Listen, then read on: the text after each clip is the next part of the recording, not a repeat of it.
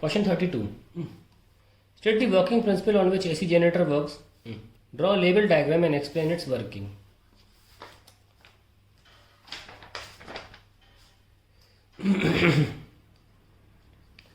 AC generator works on the principle of electromagnetic induction.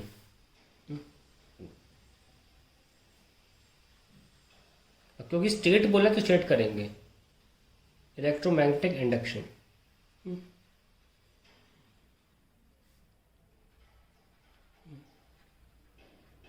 ये क्या है, कैसे इसको स्टेट करेंगे?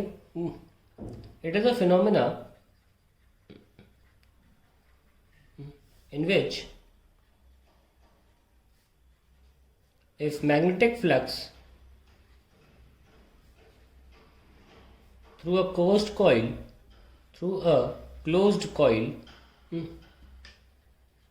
changes,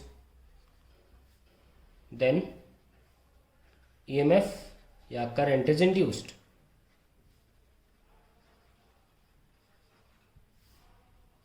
And this EMF induced is directly proportional to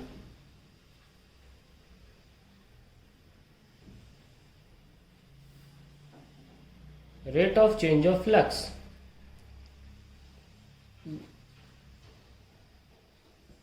चलिए हो गया है, स्टेट तो कर दिया. अब डायग्राम बनाना है.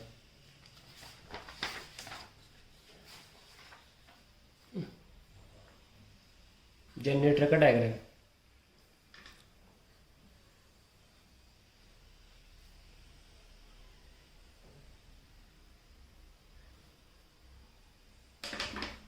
ये नॉर्थ साउथ मैग्नेट बना रहा हूं पहले.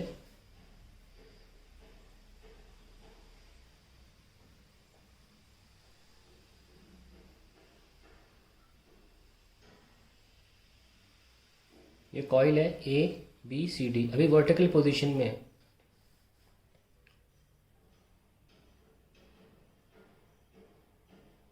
ये स्लिप रिंग बना रहा हूं.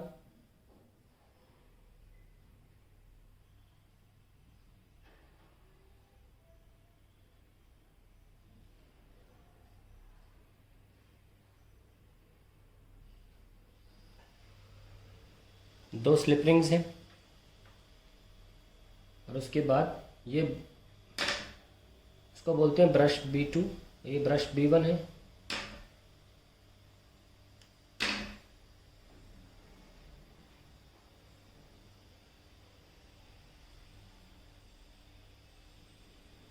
ये लोड है. This is the axle required to first rotate the coil. खुद रोटेट नहीं होता, इसमें कराना पड़ता है. ठीक है, मान लीजिए ऐसे कराएंगे, then you can continue making the north magnet.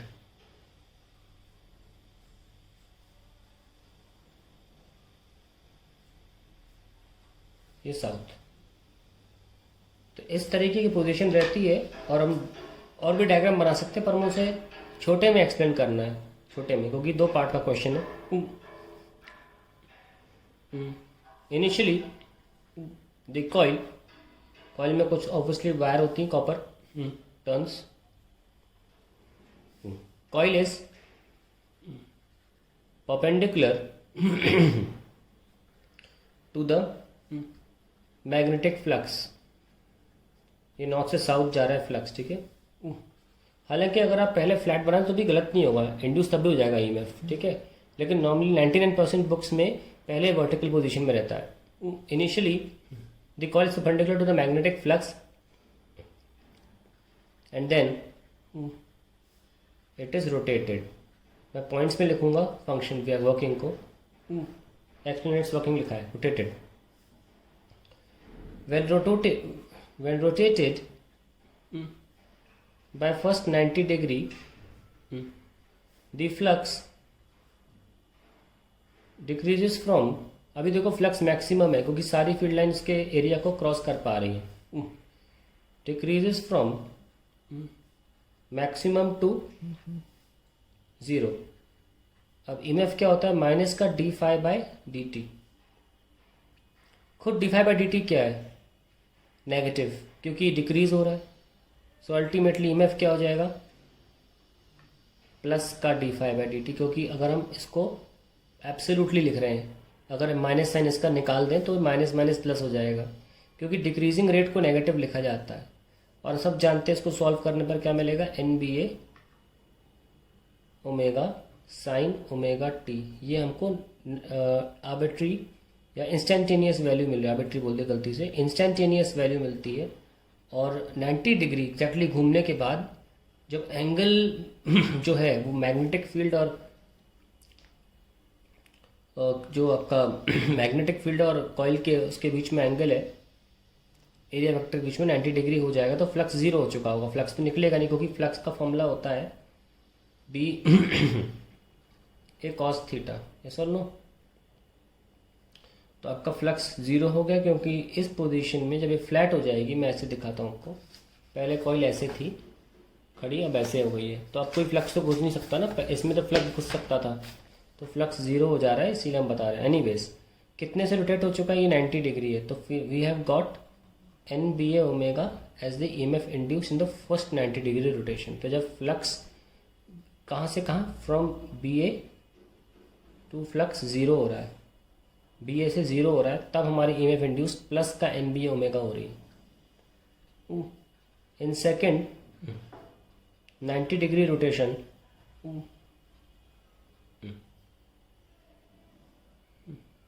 again flux becomes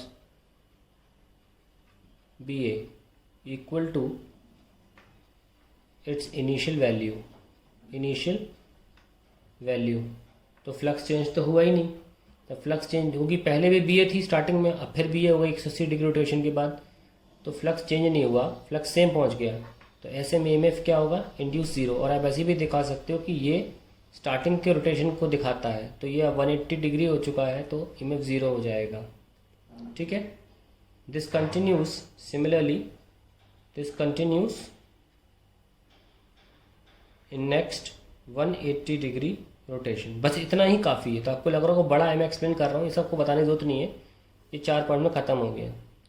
तो यानी कि अगर आप नोटिस करें तो आप ग्राफ बना सकते हैं कि स्टार्टिंग में जीरो से बढ़ा N B omega maximum, N B A omega, और फाइनली ये घटेगा, और फिर ये अगले 180 डिग्री डायरेक्शन में ये रिवर्स हो जाएगा डायरेक्शन, और फिर ये वापस जीरो हो जाएगा, जैसे यहाँ जीरो हुआ था, क्योंकि again flux will become B A, तो ईएमएफ इंड्यूस जीरो हो जाएगी। आप ऐसे भी देख सकते हैं कि 360 डिग्री रोटेशन पर आप वैल्यू रख के देख लीजिए, 360 क्या आएगा, साइन 360 जीरो होता है। आप 270 रखो, साइन 270 -1 होता है, तो माइनस एन बी ओमेगा आ रहा है। सब एंगल पे डिपेंड करता है, फॉर्मूला निकाल लिया बस आपने, इजीली हो जाएगा। तो ये आपके हमने वर्किंग बता दी, प्रिंसिपल पहले बता दिया, और ग्राफ भी बना दिया। अब अगला पार्ट कर लेते हैं इसका।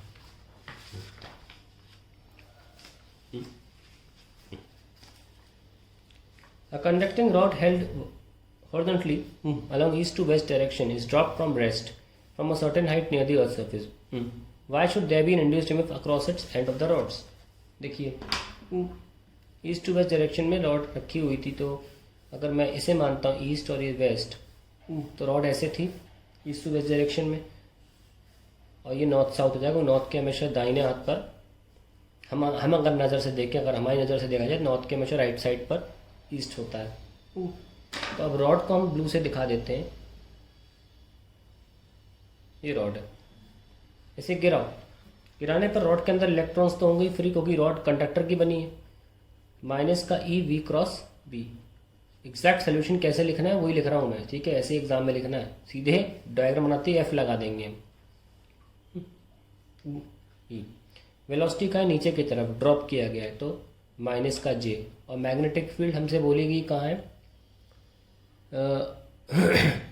Horizontally along from east to west direction near the earth surface. ठीक है, एक मैग्नेटिक फील्ड होती है साउथ से नॉर्थ, उसे बोलते हैं हॉरिजॉन्टल कंपोनेंट, एक होती है वर्टिकल कंपोनेंट बीवी। ईएमएफ तभी जनरेट होगा जब ये कट करता है फील्ड को, जब ये नीचे गिरेगा तो बीवी को कट नहीं कर रहा, बीवी के अलोंग गिर रहा है रॉड, नहीं वो नहीं लेंगे, वही फील्ड से मैग्नेटिक फोर्स लगता है या ईएमएफ जनरेट होता है जब कोई भी बॉडी या कोई ऑब्जेक्ट कट थ्रू कर रहा हो।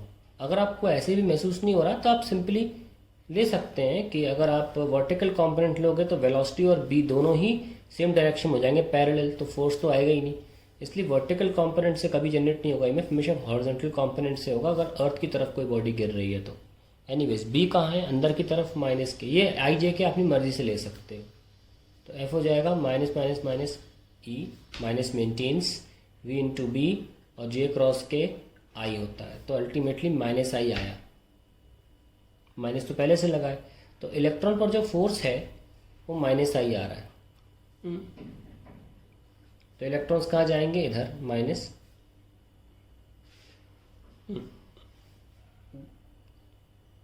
एक बार उससे भी चेक कर लेता हूँ।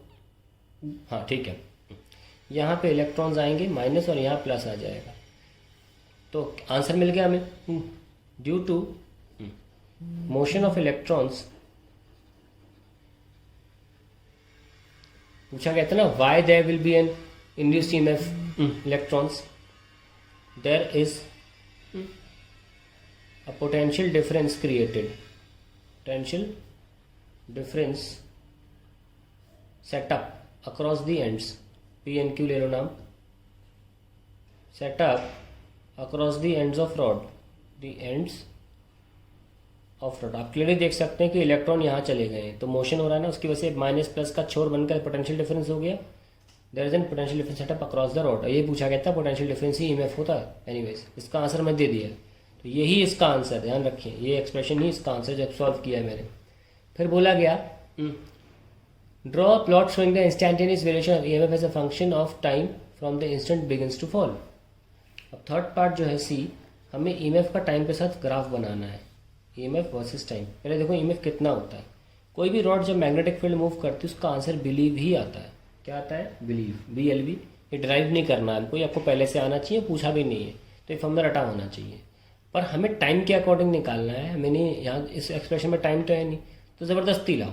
कैसे लाएं, BL स्पीड का ये क्या है, वेलोसिटी है, और ऑब्वियसली फ्रीली फॉल में तो वेलोसिटी बढ़ती है, इनिशियल वेलोसिटी 0 है, तो V equal to U plus G T use कर सकते हैं ना। इनिशियल 0 है तो क्या बचा, GT, तो ये आ गया। ये बहुत ही फेमस एक्सप्रेशन है कि रॉड जब नीचे गिर रही है तो ईएमएफ क्या होता है। ऐसे रटेंगे कैसे, बलजीत नाम से, बलजीत, ठीक है। वी कैन डू इट, या हम ऐसे भी बना सकते हैं, पर अल्टीमेटली ऑब्वियसली माइनस आएगा। मैं नीचे बना रहा हूँ, कोई फ़र्क नहीं पड़ता, आप ऊपर बना सकते हैं, ये भी ध्यान रखना। आप ऐसे भी बना सकते हो, कोई फ़र्क नहीं पड़ेगा। हमें ऐसे दिखाना है कि ईएमएफ का टाइम के साथ डायरेक्ट रिलेशन है। कैसे भी बना सकते हो, आई प्रेफर दिस, ठीक है। चलिए ये पूरा क्वेश्चन हो चुका, प्लॉट बना दिया हमने। अब इसका और पार्ट देख लेते हैं। इसका और पार्ट है, on what principle transformer works. A transformer works on the principle of mutual induction। अब इन्हें स्टेट नहीं बोला है, कि स्टेट बोला होता तो लिखना पड़ेगा म्यूचुअल इंडक्शन, ठीक है। ये फर्क ध्यान रखना, स्टेट मतलब डेफिनेशन लिखनी पड़ती है। रोक दीजिए इस पर। Draw this circuit diagram step of transformer it briefly explain it's working of transformer.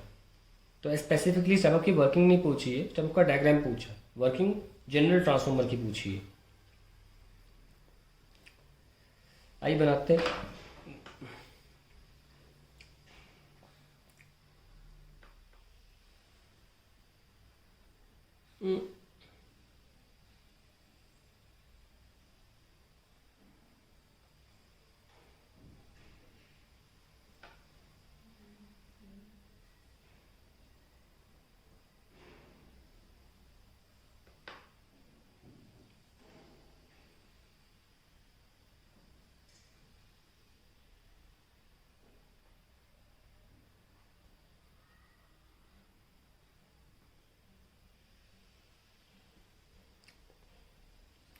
तो ये प्राइमरी है पार्ट और ये सेकेंडरी पार्ट है। इसको प्राइमरी वाइंडिंग्स बोलते हैं और इसको सेकेंडरी वाइंडिंग्स बोलते हैं।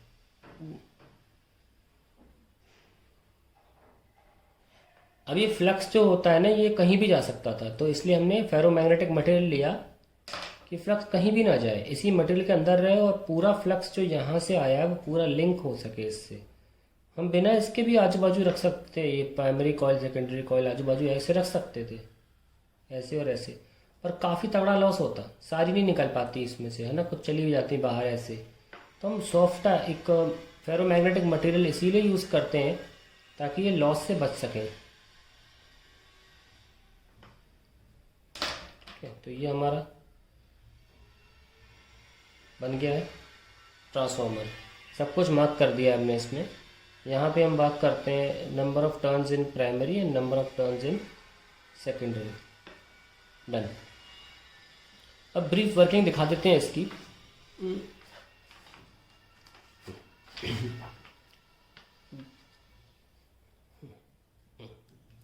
when an alternating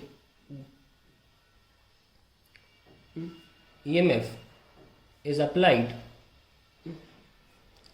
in the primary coil,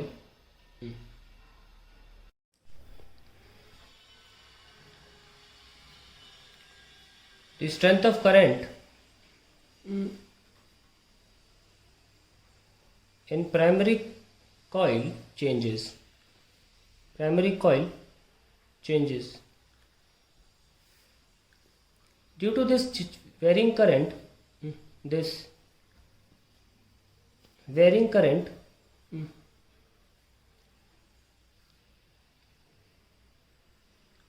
a flux is induced. Flux भी वेरिंग होगा क्योंकि करंट भी वेरिंग है। Flux is induced, varying flux, okay, varying flux. Since we have used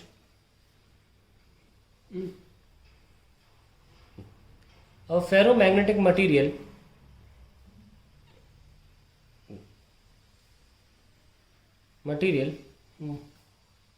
as the core of transformer,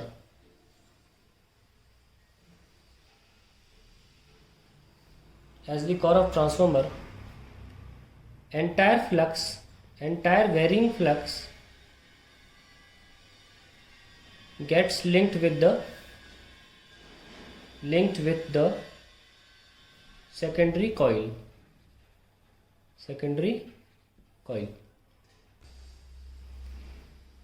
So we can see the diagram now. यहाँ पे जो current आया, varying current, उसकी वजह से वेरिंग फ्लक्स पैदा हुआ और फ्लक्स ट्रैवल किया, सेकेंडरी से अटैच हो गया। ये फ्लक्स जो है, late d∅dt be the change in flux per turn of primary, since no loss of flux, d∅dt is the change in flux per turn of secondary as well. लेकिन ई primary क्या होगा, minus का NP, minus तो आता ही है sign में अगर EMF लिख रहे हो, d∅dt, और ES होगा माइनस का NS d∅dt सेकेंडरी। तो यहाँ से EP ES बदल जाते हैं टर्न्स वेरी कराने से। तो हम टर्न्स की मदद से हम एम्पलीफाई भी कर सकते हैं और कम भी करा सकते हैं, डी एम्पलीफाई भी कर सकते हैं अपने EMF को। Now this is how the transformer works. और आप अगर रेशियो निकालना चाहते हैं, वैसे तो पूछा नहीं है, हमसे सिंपली वर्किंग पूछी थी, तो यहाँ से ऐसे हो गया working. Hence this is how amplification और deamplification application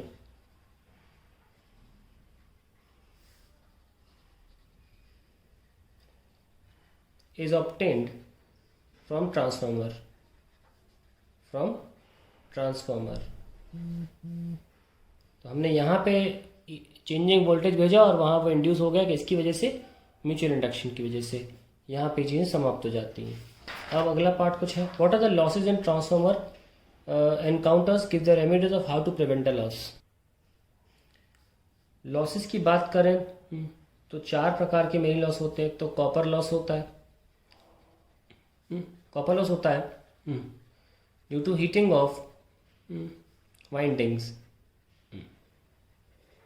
primary and मतलब कॉपर वाइंडिंग्स जो प्राइमरी सेकेंडरी दोनों में वो गर्म हो जाती हैं करंट की वजह से, copper windings.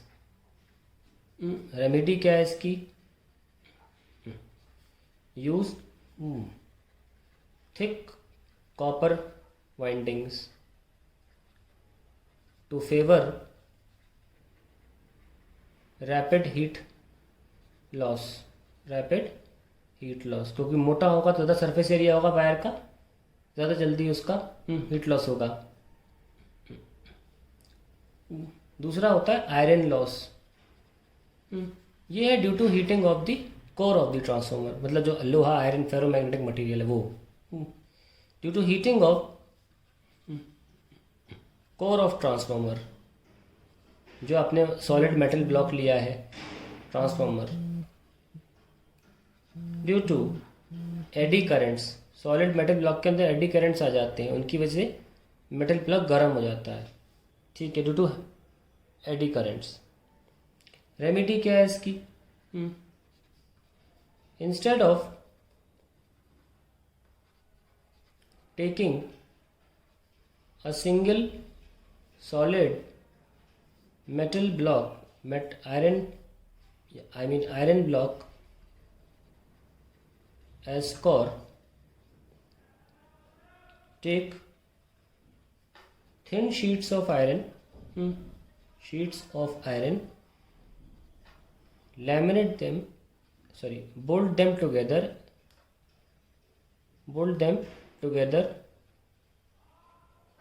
to make the core.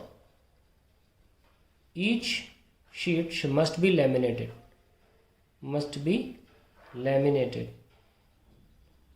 देखिए इससे क्या होगा, अगर आप सॉलिड मेटल ब्लॉक ले रहे हो ऐसा तो अंदर गोल गोल एडी करंट्स पैदा हो जाएंगे, लेकिन अगर आप पतले पतले स्ट्रिप्स लोगे इस तरीके से और उन्हें लैमिनेट करोगे ताकि फिर से गोल गोल इलेक्ट्रॉन यहाँ से यहाँ ना चला जाए, तो इस छोटे से पोर्शन में छोटे छोटे रेडियस बनाएगा इलेक्ट्रॉन, तो ऑब्वियसली उसका जो असर है काफ़ी कम हो जाएगा, छोटे छोटे ही लूप्स बन पाएंगे और ये वाला लूप ओवरऑल नहीं हो सकता क्योंकि सब आपस में लैमिनेटेड है।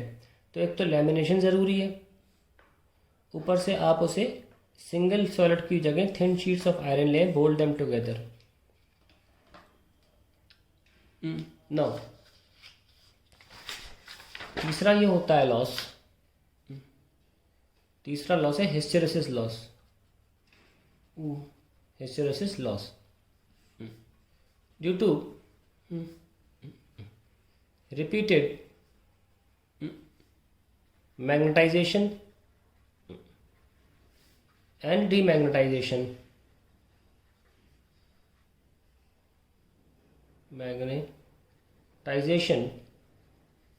of the core of transformer, there is a heat loss या एनर्जी लॉस। रेमेडी क्या है? रेमेडी अगर समझना पहले ग्राफ देखना पड़ेगा। देखिए ये एच फील्ड है और ये इंटेंसिटी ऑफ मैग्नेटाइजेशन है, मैग्नेटाइजेशन इंटेंसिटी ये यानी कि कितनी आप फील्ड दे रहे हो, कितना मैग्नेट बन रहा है। तो जब एच बढ़ाते हो तो मैग्नेट कितना बन रहा है उसका ग्राफ ऐसा आता है, और एक पॉइंट की बात है और फर्दर नहीं बढ़ सकता, तो हम रुक जाते हैं इस वैल्यू पे, रुक जाते हैं, फालतू में क्यों बढ़ाएं। अब जब वापस पहले कोर मैग्नेटाइज हुआ, अब जब वापस कोर डीमैग्नेटाइज हुआ, क्योंकि ऑल्टरनेटिंग करंट भेज रहा हूँ ना, 1 सेकंड में मैग्नेटाइज होगा, 1 साल में डीमैग्नेटाइज होगा, लेकिन ये पूरा डीमैग्नेटाइज होता नहीं है, और इसको डीमैग्नेटाइज कराने में फालतू में एनर्जी खर्च होती है एच की अपोजिट डायरेक्शन में, यही है सारा लॉस। और फिर अपोजिट दिशा में मैग्नेटाइज होता है, फिर से डीमैग्नेटाइज पूरा खत्म नहीं होता, पर करने के लिए एक्स्ट्रा एनर्जी चाहिए होती, एच फील्ड लगानी पड़ती, तो इससे एनर्जी का लॉस होता है। अल्टीमेटली जो लूप का एरिया है यही एनर्जी लॉस को दिखाता है। और ये हो क्यों रहा है? Due to not being able to demagnetise it while demagnetising it. Demagnetising के दौरान पूरा हम इसे ज़ीरो नहीं कर पाते हैं। तो इसके लिए तरीका क्या है? तरीका ये होता है इसका कि अब एक ऐसा मटेरियल है जिसका लूप एरिया कम हो, और ये जो वैल्यू है इसको हम बोलते हैं रिटेंटिविटी, यानी कि याददाश्त मैग्नेट की। मैग्नेट कितना रह जाएगा, कई बार रेसिडुअल मैग्नेटिज्म भी बोला जाता है, यानी कि बच जाना, उतनी ही एच फील्ड वापस ले जाएंगे तो बच जाना, रिटेंटिविटी कहलाता है। तो जिन मटेरियल की रिटेंटिविटी कम होगी हम ऐसे मटेरियल्स लेंगे ताकि एरिया कम हो जाए, ऐसा। ठीक है, तो रेमेडी क्या है? यूजिंग सॉफ्ट आयरन कोर, क्योंकि इसका सबसे कम रिटेंटिविटी कोअर्सिविटी होता है। ये कोअर्सिविटी है, कितनी लगी फील्ड ज़ीरो करने में से कोअर्सिविटी से बोला जाता है, कितनी रह जाती है उसे रिटेंटिविटी बोलते हैं, कोअर्सिविटी। तो क्या बोलेंगे? Using soft iron core as it has minimum hysteresis loop area, it has its area of hysteresis loop minimum और फाइनली चौथा जो है मैग्नेटिक फ्लक्स लॉस है।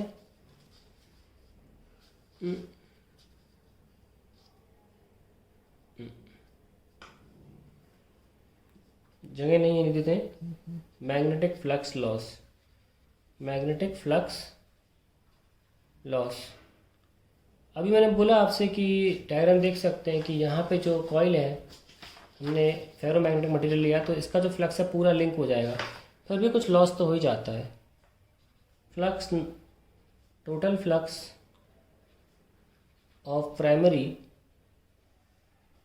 Not linking with secondary, not linking with secondary, ये है flux loss. इसकी remedy क्या है? दूर रखो ही मत,